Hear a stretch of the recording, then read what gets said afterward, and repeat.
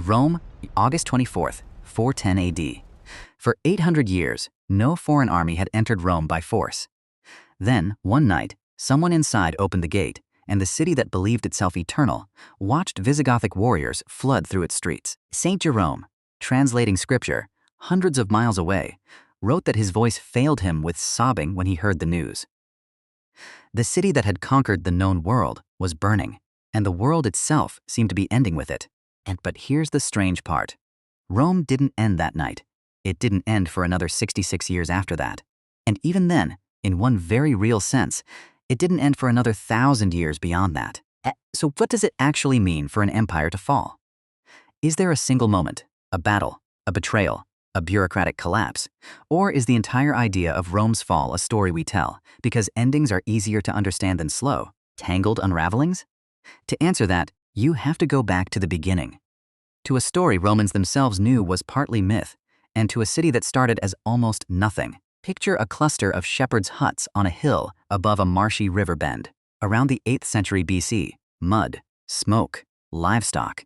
Nothing to suggest this would become the reference point for empires 2,000 years later. The Romans told themselves a founding story about twin brothers raised by a wolf, one killing the other over where to build the city walls. Historians can't verify Romulus existed as a real person. But the myth reveals something true anyway. Rome imagined its own birth through violence between brothers.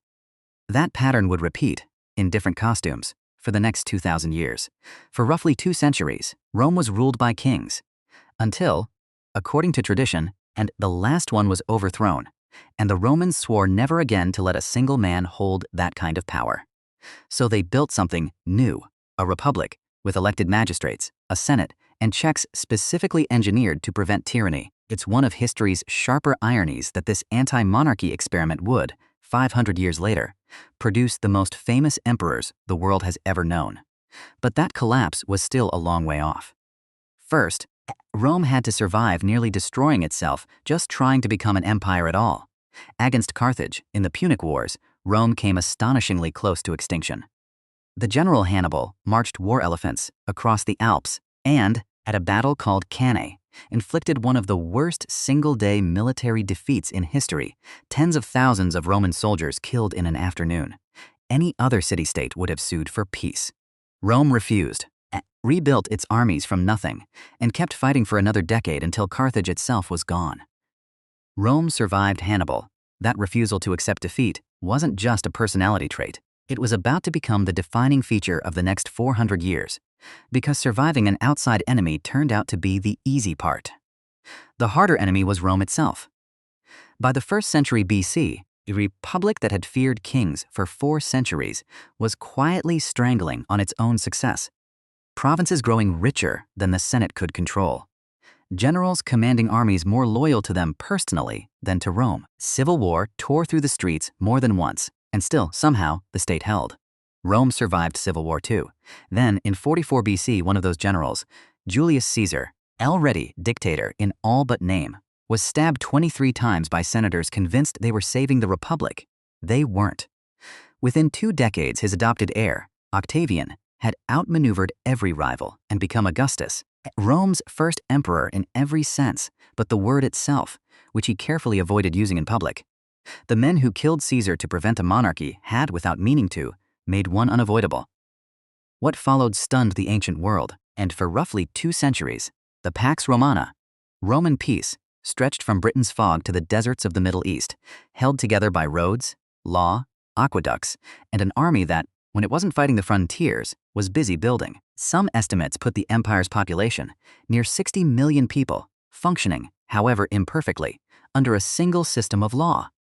Standing at the edge of the freshly built Colosseum and watching 50,000 spectators pour through numbered entrances in minutes, using crowd engineering logic modern stadiums still study, you could be forgiven for believing this really might last forever. It didn't. And how it didn't is where the story turns genuinely strange. Because Rome nearly collapsed almost 2 centuries before anyone talks about a fall. Between 235 and 284 AD, the empire cycled through dozens of emperors, and most murdered by their own soldiers within months of taking power, while plague, currency collapse, and civil war tore through the provinces all at once. Historians call it the crisis of the 3rd century, and by most measures, it was more dangerous than anything that happened in 410. Cities that had stood unwalled for centuries scrambled to build fortifications almost overnight. And yet, Rome survived that too. An emperor named Diocletian rebuilt the entire system nearly from scratch, splitting the empire in two for administrative survival. A decision at the time that looked like damage control. In hindsight, it was the single choice that would decide which half of Rome lived and which half died. So if Rome had already survived Hannibal, survived civil war, survived a 50-year collapse that killed more emperors than most centuries produce, why, in the end, couldn't it survive the 5th century? Here's a twist most people never learn. Christianity, the religion later blamed by Roman traditionalists for softening the empire's old warrior spirit, was actually embraced by an emperor, Constantine, partly as a unifying force to hold a fracturing state together. In 313 AD, his Edict of Milan granted religious tolerance across the empire.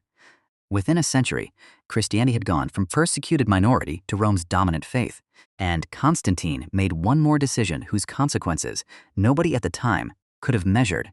He founded a new capital in the east, Constantinople, effectively building a second Rome that would outlive the first by 1,000 years. That eastern half is the detail most popular history quietly skips. When people say Rome fell, they almost always mean the western half only. In 476 AD, a Germanic commander named Odoacer deposed the last Western emperor. A teenager with the almost mockingly ironic name Romulus Augustus, echoing the mythical founder himself, and simply didn't bother naming a replacement. No final battle and no burning senate. Administrative collapse, formalized almost quietly, without anyone fully realizing they were witnessing the end of an empire. The Western Empire hadn't died of one wound. It had been bleeding out for decades through economic strain, fractured leadership, and armies increasingly staffed by the very peoples Rome once dismissed as barbarians. But the Eastern Empire, what we now call Byzantium, kept going, kept Roman law, Roman administration, Roman identity. Its people never called themselves Byzantines. They called themselves Romans, right up to the very end. And that end didn't arrive until 1453, and Ottoman forces breached Constantinople's walls using massive bombards powerful enough to shatter fortifications that had protected the city for nearly 1,000 years. Which means, depending on how you count, and Rome didn't last 5 centuries. It lasted very close to 2,000 years continuously under one Roman identity or another, surviving Hannibal, surviving civil war, surviving plague and coups, and its own fractured half, and right up until artillery finally did what Visigoths and famine and betrayal never quite managed. So the popular myth deserves gentle correction, not mockery, because a single dramatic collapse is simply a more satisfying story than the truth, which is slower, messier, and far more human. Rome didn't fall so much as it kept adapting, fracturing, relocating, and enduring in forms its own founders wouldn't have recognized, until there was finally nothing left to adapt with. And maybe that's the real inheritance.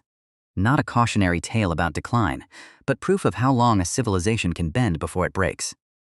So much of what feels modern is still, quietly, and running on code written by people who never saw a printing press. Empires die. Roads crack.